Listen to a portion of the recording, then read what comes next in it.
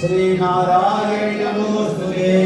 आरातिकान्ते जल आचमनीं समर्पयामि, शीतलीकरणार्थे जलं समर्पयामि। श्री पशुपतिनाथाय नमः।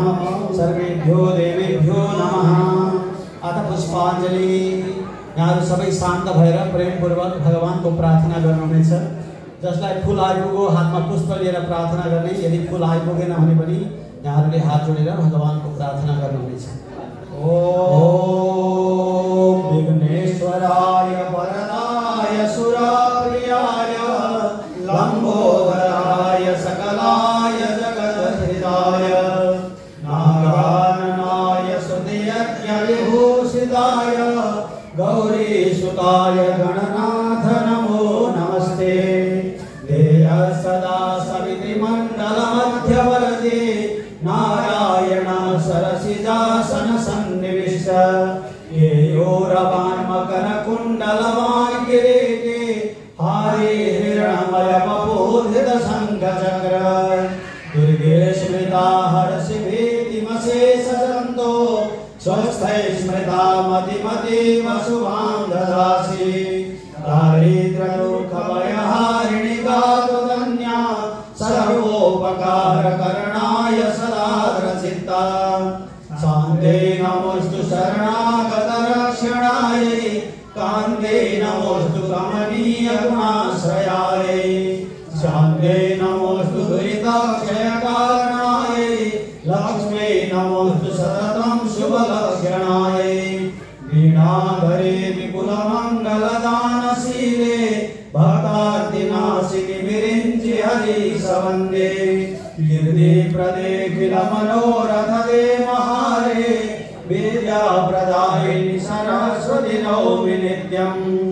रत्नैकल्पितमासनं हिमजलै स्नानं च दिव्याम्बरम् नानारत्नविभूषितं मृगमदामोदाङ्कितं चन्दनं जाति चम्पकबिल्वपत्ररचितं पुष्पं च धूपं तथा दीपं देवदयानिधे पशुपतेर्कल्पितं क्रियताम्।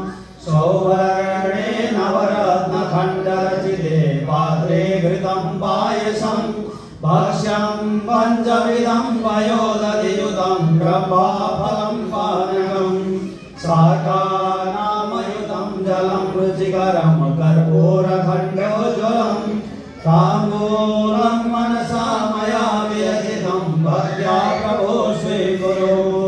छत्रं चामरयोयुगं व्यजनकं चादर्शकं निर्मलं वीणाभेरिमृदङ्गकाहलकला गीतं च नृत्यं तथा साष्टाङ्गं प्रणतिस्तुतिर् बहुविधा एतत्समस्तं मया संकल्पेन समर्पितं तव विभो पूजागृहाण प्रभो।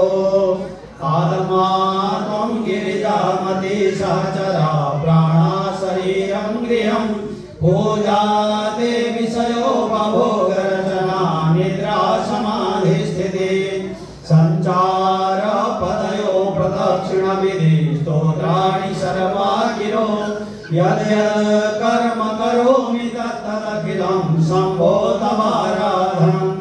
करचरणकृतं वा कायजं कर्मजं वा श्रवणनयनजं वा मानसं वापराधं वेदं वा सर्वमेतत्क्षमस्व। जय जय करुणाब्धे श्रीमहादेव शम्भो।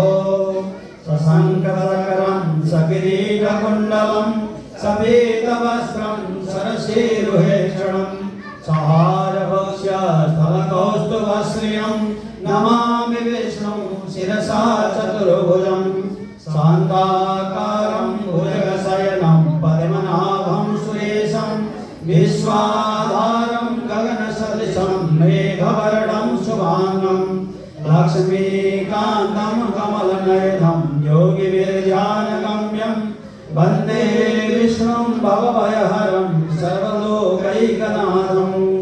वंशी विभूषितकरा नवनीरदाभा पीताम्बराधरुणबिम्बफलाधरुष्टा पूर्णेन्दुसुन्दरमुखाधरविन्दनेत्रा कृष्णा तस्मात् परं किमपि तत्त्वमहं न जाने नीलाम्बुजश्यामलको